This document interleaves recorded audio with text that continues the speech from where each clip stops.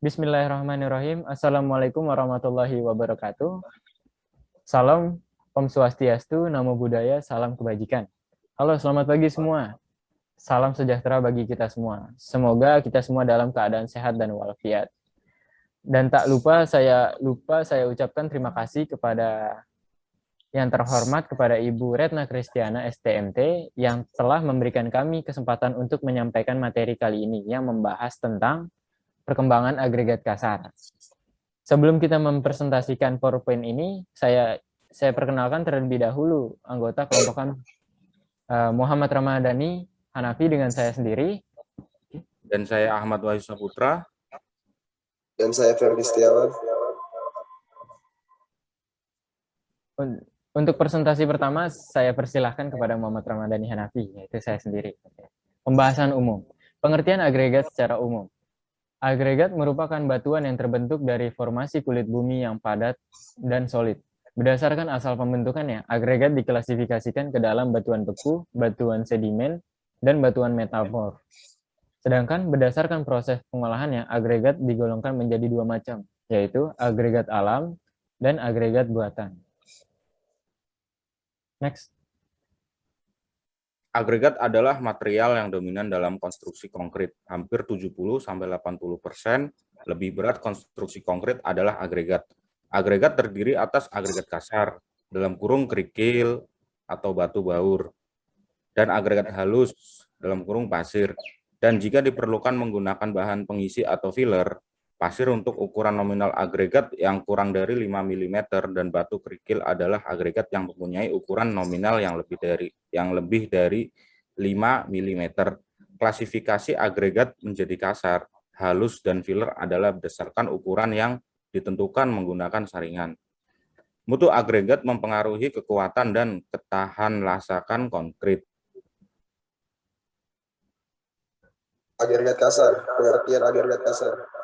Agregat kasar, atau agregat, biasa juga disebut kerikil sebagai hasil desintegrasi alami dari batuan atau berupa batu pecah yang diperoleh dari industri pemecah batu dengan butirannya berukuran antara 4,76 mm sampai 150 mm. Agregat kasar dapat dibedakan menjadi dua, yaitu agregat kasar batu pecah dan agregat kasar batu guli. Ketentuan agregat kasar. Agregat kasar harus terdiri dari butiran keras dan tidak berpori. Agregat kasar yang butirannya pipih hanya dapat dipakai jika jumlah butir pipihnya tidak melampaui 20%. Berat agregat seluruhnya. 2. Agregat kasar tidak boleh mengandung lumpur lebih dari 1% dalam berat keringnya. Bila melampaui harus dicuci. Agregat kasar tidak boleh mengandung zat yang dapat merusak beton, seperti zat yang relatif alkali. 4. Agregat kasar untuk beton dapat berupa kerikil alam dari batu pecah. 5. Agregat kasar harus lewat tes kekerasan dengan benjana penguji Redulov dengan beban uji 20 ton. Kadar bagian yang lemah jika diuji dengan goresan batang tembaga maksimum 5%. 7. Angka kehalusan finesse modulus untuk coarse agregat antara 6 sampai 7,5. Jenis agregat kasar yang umum.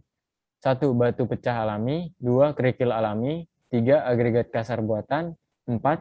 Agregat untuk pelindung nuklir dan berbobot berat. Perkembangan agregat kasar dalam industri konstruksi. Perkembangan industri konstruksi di Indonesia semakin berkembang pesat, baik pada pembangunan, perumahan, gedung-gedung, jembatan, bendungan, jalan raya, pelabuhan, dan sebagainya. Perkembangan ini diikuti oleh penemuan-penemuan inovasi bahan bangunan. Untuk mendukung pengembangan teknologi konstruksi yang semakin maju, diperlukan material atau bahan bangunan yang bermutu dan berkualitas tinggi. Oleh karena itu, perlu pengetahuan tentang sifat dan karakteristik dari material atau bahan konstruksi.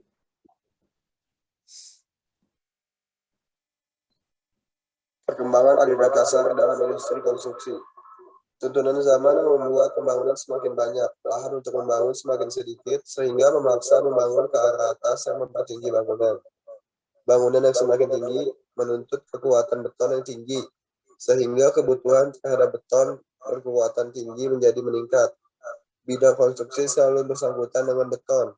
Beton merupakan unsur yang sangat penting dan banyak dipakai secara luas sebagai bahan bangunan dalam bidang konstruksi, sebagai bangunan perumahan, kantor, apartemen, jembatan, pelabuhan, bendungan, jalan, dan bangunan lainnya. Beton banyak digunakan karena pembuatan beton sangat mudah dan bahan yang digunakan dapat dicari di mana saja. Selain mudah dibuat dan bahan mudah didapat, kekuatan dan mutu beton dapat dirancang sesuai dengan yang diinginkan. Kuat tekan beton yang dihasilkan dipengaruhi oleh semen, air, agregat halus, agregat kasar, dan bahan tambah. Beton mutu tinggi biasanya menggunakan bahan tambah, tidak seperti beton biasa yang hanya menggunakan air, semen, pasir, dan kerikil. Agregat kasar sebagai bagian dari material pembentukan beton memiliki kualitas berbeda-beda. Agregat kasar yang diambil dari suatu tempat akan memiliki kualitas yang berbeda. Hal ini disebabkan salah satunya karena permukaan setiap agregat kasar berbeda, seperti agregat kasar batu pecah dan agregat kasar batu guli. Berbeda walaupun dari sumber yang sama. Kualitas agregat kasar juga digunakan untuk campuran beton dapat mempengaruhi kuat tekan beton yang dihasilkan oleh beton tersebut. Karakteristik dari masing-masing sumber agregat kasar memiliki nilai yang berlainan. Hal tersebut dipengaruhi oleh permukaan dan sumber agregat kasar tersebut. Berdasarkan uraian di atas, menunjukkan bahwa agregat kasar memiliki peranan penting dalam menentukan kualitas beton yang dihasilkan.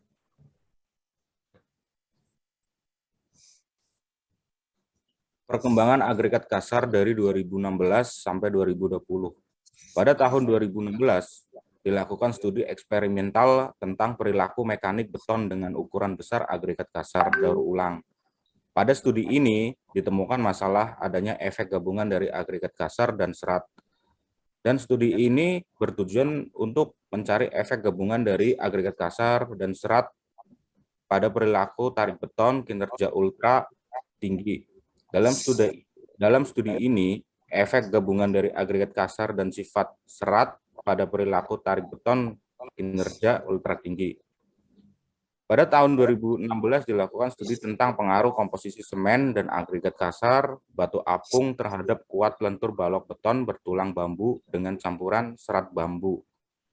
Dalam studi ini ditemukan masalah adanya ketidakkompakan antara bambu beton sehingga daya lekat bambu terhadap beton kurang, dan dalam studi ini bertujuan untuk memanfaatkan limbah bambu sebagai pengganti tulang baja.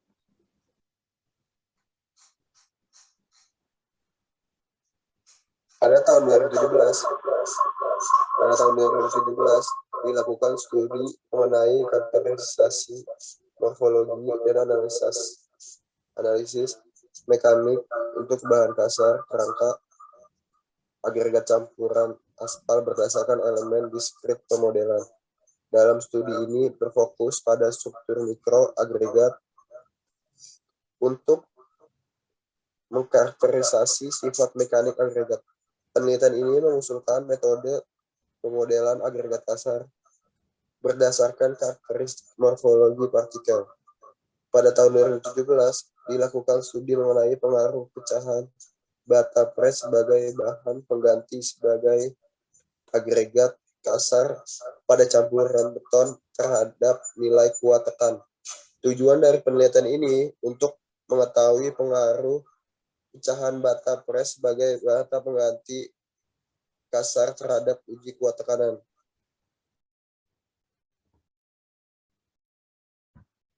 Pada tahun 2018 dilakukan studi mengenai efek gabungan dari agregat kasar dan mikrosilika pada hubungan antara kekuatan dan elastisitas beton kinerja tinggi.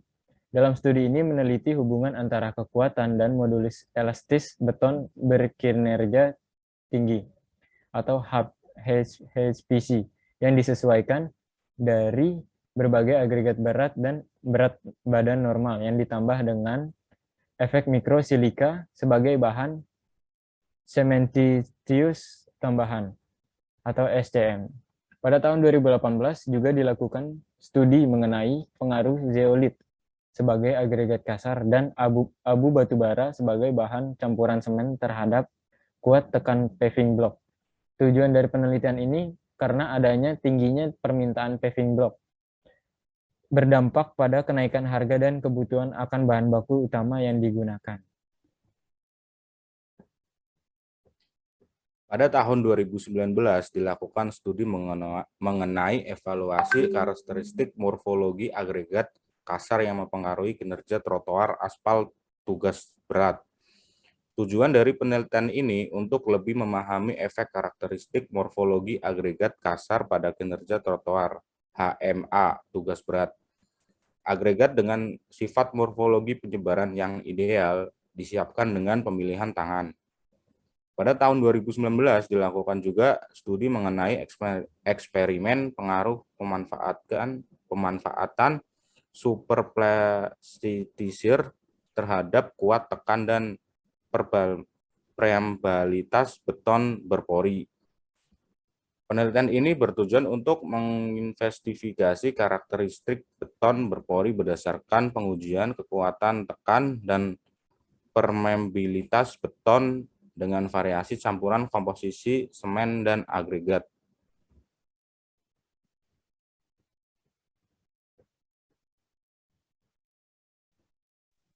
Pada tahun 2020 dilakukan studi mengenai eksperimen sifat tribologis mikro, agregat, dan lapisan dasar trotoar. Pemebel kota spons di bawah pemuatan kendaraan, perilaku mekanis makro dari lapisan dasar trotoar, pemebel bergradasi terbuka dari kota spons terutama ditentukan oleh sifat antarmuka kontak mikro di antara agregat.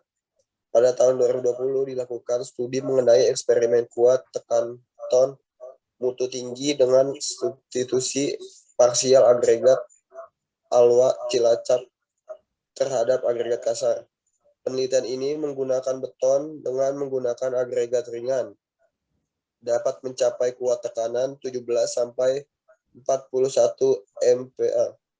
Di Cilacap terdapat industri penghasil agregat ringan yang mempunyai karakteristik material cocok untuk beton yaitu agregat Alwa Cilacap. Penelitian ini akan menggunakan agregat Alwa Cilacap untuk menyubstitusi agregat kasar pada beton sehingga dapat menghasilkan beton mutu yang tinggi yang ringan. Penutup, demikian presentasi dari kami. Apabila ada salah kata ataupun bahasa yang kami buat di sini, mohon dimaafkan. Terima kasih atas perhatiannya. Kritik dan saran yang bersifat membangun kami terima untuk menambah kesempurnaan presentasi kami. Sekian, terima kasih. Assalamualaikum warahmatullahi wabarakatuh.